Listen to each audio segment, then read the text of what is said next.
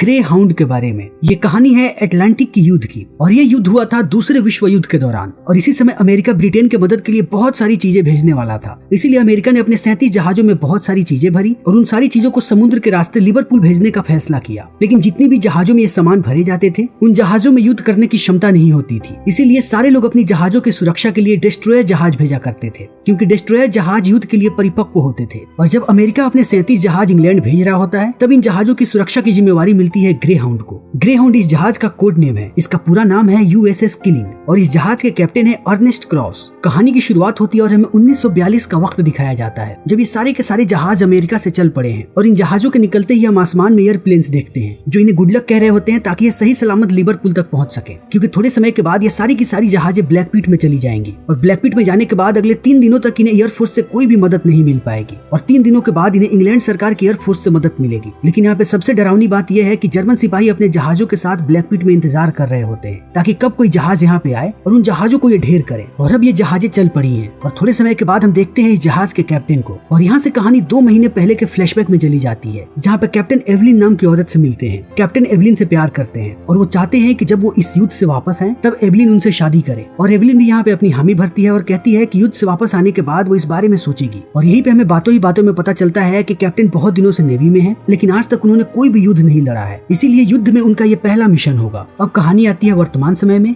और सुबह सुबह का समय होता है और हम कैप्टन को देखते हैं और सारी चीजें ठीक चल रही होती है। तभी कैप्टन को यह खबर मिलती है कि उनके 2 जहाज भटक चुके हैं और अब सारे लोग जल्दी ही अलर्ट हो जाते हैं और कैप्टन भी काम पे लग जाते हैं और वो दूरबीन की मदद से देखने लगते हैं कि आखिर दोनों जहाज गए तो गए कहाँ। तभी थोड़ी देर के बाद इन्हें पता चलता है कि जर्मनी के यूबोट्स को देखा गया है, यानी कि पनडुब्बी को, और अभी जर्मनी की यूबोट्स की नजर उन्हीं दोनों जहाजों पे है और वो उसी से बच रहे हैं। और अब कैप्टन का कनेक्शन उनसे हो जाता है और कैप्टन उन दोनों जहाजों को कहते हैं कि जितनी जल्दी हो सके अपनी जगह पे वापस आओ, क्योंकि अब हम यूबोट्स को ढूंढने के लिए निकल रहे हैं। और यहाँ से उनकी तलाश शुरू होती है उन सबमरीन को ढूंढने के लिए। और यहाँ से थोड़ी दूर जाने के बाद सोनार रडार पे उन्हें देखने को मिलता है कि वो सबमरीन पास में ही है, लेकिन जितनी जल्दी वो सबमरीन रडार में आती है उतनी ही जल्दी वो सबमरीन रडार से गायब हो जाती है, क्योंकि समुद्र का बहाव बहुत ही तेज होता है और क्योंकि वो सबमरीन होती है इसीलिए रडार से बहुत ही जल्दी गायब हो जाती है। और यहाँ सबसे बड़ी समस्या ये होती है कि ये सबमरीन ग्रे हाउंड की तरफ नहीं आ रही होती, बल्कि इनका असली निशाना होता है वो बाकी 37 जहाज। और ये जानते हैं कि वो बाकी 37 जहाज इन पे जल्दी हमला नहीं करेंगे क्योंकि उनके पास उतनी तकनीक नहीं है, इसलिए वो बाकी 37 जहाजों पे हमला करना चाहते हैं ताकि वो जल्दी से डूब जाए। और ग्रे हाउंड के लिए भी सबसे बड़ा चिंता का विषय यही है कि ये सबमरीन उन बाकी 37 जहाजों तक ना पहुंचे और उन 37 जहाजों को बचाने की जिम्मेवारी ग्रे हाउंड की है। इसीलिए ये लोग उस सबमरीन को पूरी जी जान लगा करके ढूंढ रहे होते हैं। फिर बहुत देर के जद्दोजहद के बाद एक बार फिर से इन्हें वो सबमरीन नजर आती है और इस बार ये लोग इस मौके पे चूकना नहीं चाहते, इसीलिए कैप्टन कहते हैं कि अभी के अभी इन पे हमला करो और ग्रे हाउंड उन पे अंधाधुंध हमला करता है। लेकिन हमले के बाद एक बार फिर से समंदर में सन्नाटा हो जाता है और कैप्टन को लगता है कि ये लोग एक बार फिर से चूक गए और वो सबमरीन इनके हाथ से एक बार फिर से निकल गई और अब ये लोग एक बार फिर से उस सबमरीन को ढूंढने वाले होते हैं। तभी इन्हें पानी के ऊपर कुछ तेल नजर आता है और इस तेल को देखते ही वो लोग समझ जाते हैं कि उन्होंने इस सबमरीन को नष्ट कर दिया है। और अब सारे लोग बहुत ही ज्यादा खुश हो जाते हैं कि उन्होंने जर्मन के सबमरीन को नष्ट कर दिया और अब वो लोग सुरक्षित हैं। और यहाँ पे कैप्टन भी खुश होते हैं, उन्हें बाकी जहाजों से बधाइयां आती हैं। तभी कैप्टन के लिए नाश्ता आता है और ये नाश्ता यहाँ का रसोइया लेकर के आया होता है जिसका नाम होता है जॉर्ज क्लीवलैंड। और जॉर्ज ये नाश्ता दूसरी दफा लेकर के आया है क्योंकि सुबह में कैप्टन ने नाश्ता नहीं किया था क्योंकि वो नाश्ता करने ही वाले थे।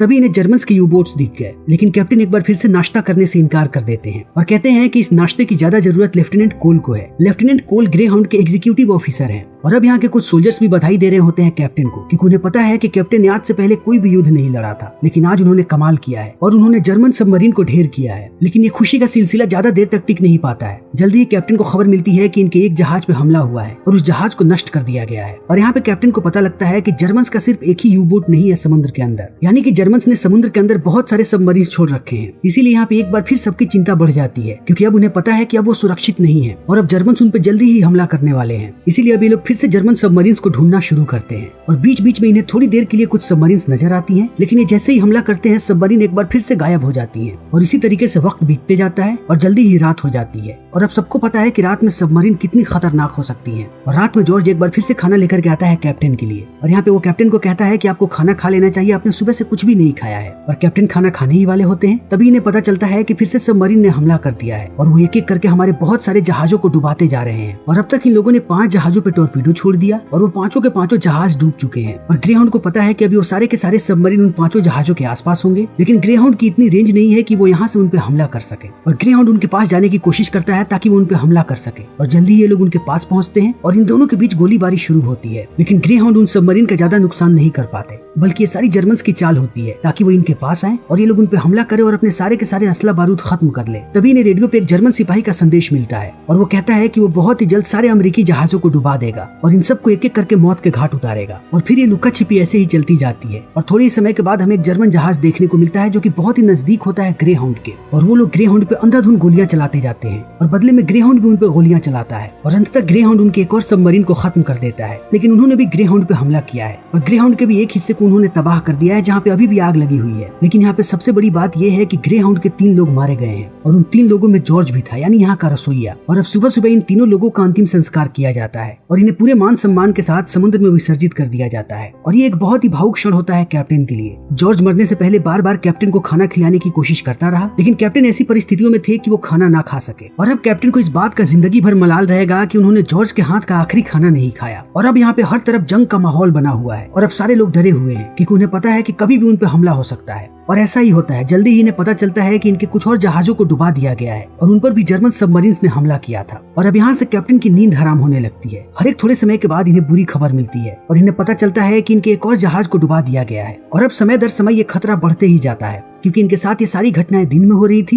लेकिन अब फिर से रात हो चुकी है। और कैप्टन को ये बात भली भांति पता है कि रात में सबमरीन कितनी खतरनाक है और अब रात में सब लोग बहुत ही ज्यादा डरे होते हैं। तभी एक बार फिर से कैप्टन के लिए खाना आता है और खाना आने के बाद गलती से कैप्टन के मुंह से निकल जाता है कि थैंक यू जॉर्ज। तभी उनका नया रसोइया कहता है कि मेरा नाम जॉर्ज नहीं है। और कैप्टन को इस बात का एहसास होता है कि उन्होंने जॉर्ज को कब का खो दिया है और ये बात कैप्टन को बहुत ही ज्यादा बुरी लगती है। और अब हम कैप्टन और कोल को बातें करते हुए सुनते हैं और हमें पता चलता है कि ग्रे हाउंड का सारा गोला बारूद खत्म हो चुका है और अब इनके पास हमला करने के लिए कुछ भी नहीं बचा और अभी इनके सामने पूरी रात पड़ी हुई है और ये कल सुबह तक ब्लैक पिट से बाहर नहीं निकल पाएंगे। और जब तक ये ब्लैक पिट से बाहर नहीं निकलेंगे तब तक इन्हें इंग्लैंड से किसी तरीके की कोई भी मदद नहीं मिलेगी। इसीलिए कैप्टन कहता है कि मैं रेडियो पे मदद मांगने की कोशिश करूंगा, लेकिन ये ब्लैक पिट का नियम है कि ब्लैक पिट में रहने के दौरान आप रेडियो पे किसी किस्म की कोई भी मदद नहीं मांग सकते। ये बिल्कुल ही नियमों के खिलाफ है, लेकिन कैप्टन इस नियम का उल्लंघन करते हैं और रेडियो पे मदद की गुहार करते हैं ताकि जल्दी ही इंग्लैंड एयरफोर्स इनकी मदद के लिए आए। और एक बार ये लोग फिर से नजर रखने लगते हैं सबमरीन्स पे ताकि इन पे हमला ना हो सके। लेकिन जल्दी ही इन्हें पता चलता है कि इनके ऊपर टॉर्पीडो छोड़ा गया है और ये अपने बचे हुए हथियार से उन टॉर्पीडो पे हमला करने लगते हैं। तभी इनके बचे खुचे हथियार भी खत्म हो जाते हैं और इन्हें पता चलता है कि जर्मन्स ने एक बार फिर से चाल चली थी। अभी ग्रे हाउंड पे जितने भी टॉर्पीडो छोड़े गए थे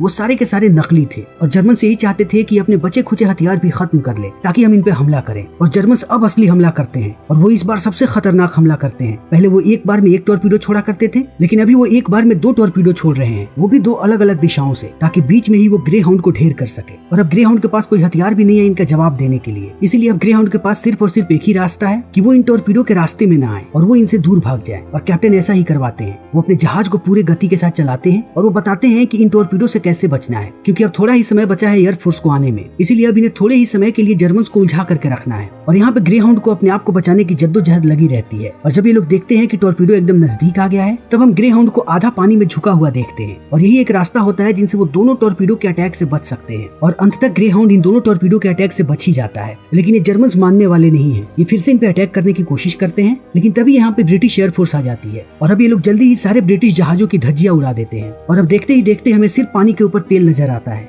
यानी कि उनके सारे सबमरीन्स को नष्ट कर दिया गया है। और यहाँ पे कैप्टन को बधाई दिया जाता है और उनके काम की तारीफ भी की जाती है कि इतनी कम सुविधाएं होने के बाद भी वो मैदान में टिके रहे और उन्होंने अपने बहुत सारे जहाजों को बचाया। और अब यहाँ पे हर तरफ खुशी की लहर दौड़ पड़ी है। सारे जहाजों से लोग बाहर आ चुके हैं और सारे के सारे लोग खुशियां मना रहे हैं क्योंकि अब यहाँ से इन्हें ब्रिटिश एयरफोर्स गाइड कर रही है। और अब ये लोग जल्दी ही लिवरपूल पहुंचने वाले हैं। और अब कैप्टन अपने रूम में वापस आ जाते हैं और वो ईश्वर से दुआ करते हैं और अब वो सोने की तैयारी करने लगते हैं क्योंकि पिछले 3 दिनों में उन्होंने एक बार भी पलक नहीं झपकी है। और अब कैप्टन सोते हैं और इनके सोने के साथ ये फिल्म खत्म हो जाती है। तो दोस्तों अब सवाल ये है कि क्या ये फिल्म सच्ची घटना पर आधारित है? तो इसका जवाब है नहीं, लेकिन इस फिल्म में बहुत सारी चीजें दिखाई गई हैं वो असली हैं। इस फिल्म में जैसी परिस्थितियां बताई गई हैं दूसरे विश्व युद्ध के दौरान वैसी परिस्थितियां बनती थी और उन्हीं सारी घटनाओं से प्रभावित होने के बाद इस कहानी को लिखा गया था। कहानी का नाम था द गुड शेफर्ड और इसी कहानी पे ये फिल्म आधारित है। तो दोस्तों हमारी आज की ये वीडियो यहीं पे खत्म होती है। उम्मीद है कि आपको हमारी ये वीडियो पसंद आई होगी। अगर आपको हमारी ये वीडियो पसंद आई हो तो इसे लाइक करें, शेयर करें और चैनल को सब्सक्राइब करें। Thank you.